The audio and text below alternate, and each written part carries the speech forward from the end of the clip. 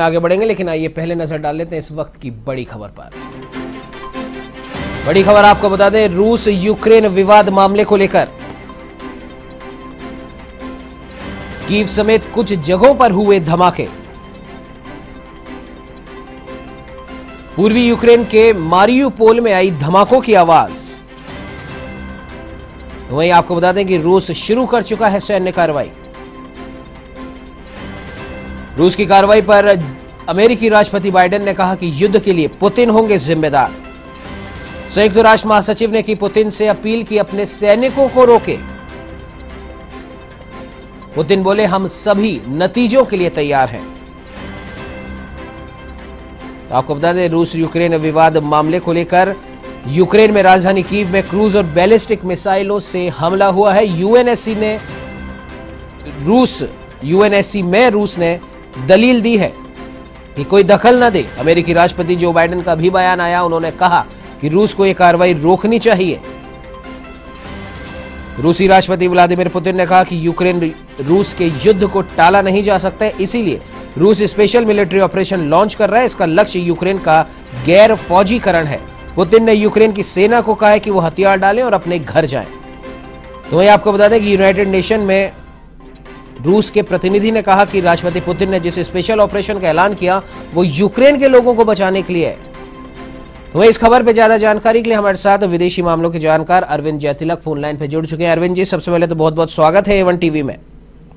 जी बहुत बहुत धन्यवाद उमंग जी। जी अरविंद जी, दुनिया इस समय तीसरे विश्व युद्ध की आशंकाओं के बीच घिरी हुई है रूस और यूक्रेन विवाद में।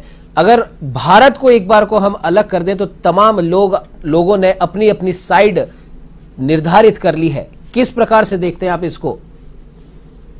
बिल्कुल आप उमंग जी सही कह रहे हैं। कहीं ना कहीं जो है दुनिया जो है युद्ध के मुहाने पर खड़ी हो चुकी है और जिस तरह से रूस जो है यूक्रेन के ऊपर हमलावर है और वहां के दो क्षेत्र को विशेष रूप से जो है एक जो है कंट्री की मान्यता दे करके युद्ध की आशंका को और जो है गहन कर दिया है, तो स्वाभाविक रूप से दुनिया को चिंतित होना स्वाभाविक है।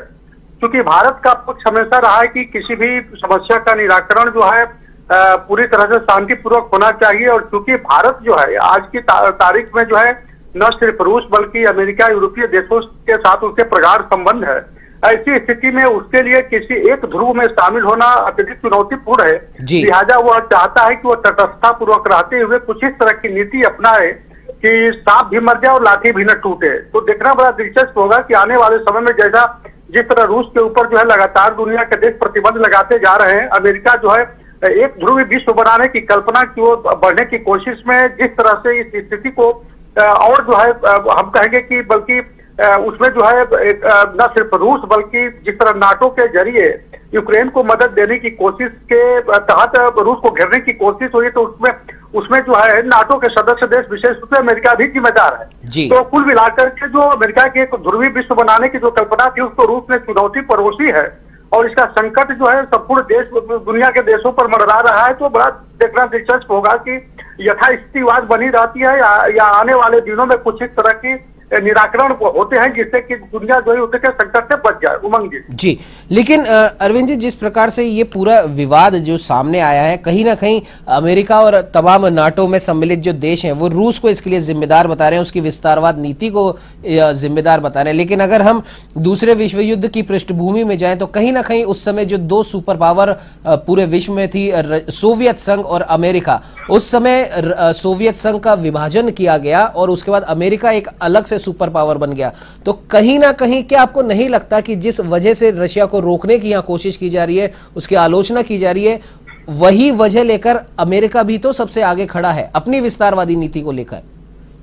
बिल्कुल, इसमें कोई दो जैसा कि आपने बताया कि दूसरे विश्व युद्ध के बाद जो वैश्विक शक्तियां अमेरिका और सोवियत संघ के खाते में बटी हुई थी, कहीं ना कहीं तो एक बार फिर सतह पर उभर करके अपने अपने वर्चस्व के लिए लड़ रही है। रूस जो है आपने देखा कि किस तरह क्रीमिया को लेकर के कुछ वक्त पहले जो है यूक्रेन के ऊपर जो है हमलावर हुआ था। लेकिन मेरा मानना है कि द्वितीय विश्व युद्ध से जैसे जो हालत है आज वो हालत नहीं है।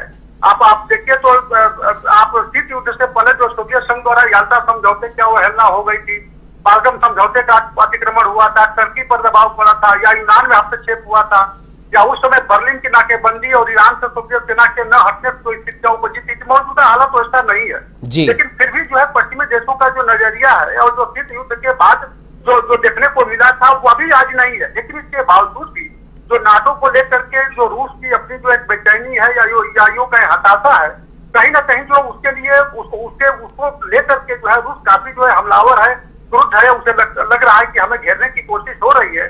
तो कहीं ना कहीं अमेरिका को भी आश्वस्त करना चाहिए कि जो नाटो जो एक किस्म से कहा तो जाता है कि मरणासन स्थिति में है, उसके कोई बहुत प्रासंगिकता नहीं रह गई है। लेकिन वो कहते हैं ना कि जो न्याय जो होता है भय का शिशु होता है, यानी जो उस समय सेकेंड वर्ल्ड वॉर और शीत युद्ध के दौरान जो उपजी परिस्थितियां हुई थी, तो उसमें भय जो व्याप्त है और जो रूस हमेशा न्याय की मांग करता रहा है। तो इसको दो तीन संदर्भों में देखते हुए तो एक तो अमेरिका को जो है अपने नाटो की स्थिति या नाटो सदस्य देशों को अपनी स्थिति स्पष्ट करनी होगी, और दूसरा रूस को भी जो है कहीं ना कहीं जो वैश्विक मोर्चे पे जो पूरा विश्व का जो एक कोशिश है कि नहीं युद्ध की स्थिति न उपजे, इसके गंभीर परिणाम होंगे, उस पर रूस को भी विचार करना होगा। जी बिल्कुल अरविंद जी, बिल्कुल आपने सही कहा। फिलहाल हमारे साथ जुड़ने के लिए, तमाम जानकारी साझा करने के लिए आपका बहुत बहुत धन्यवाद।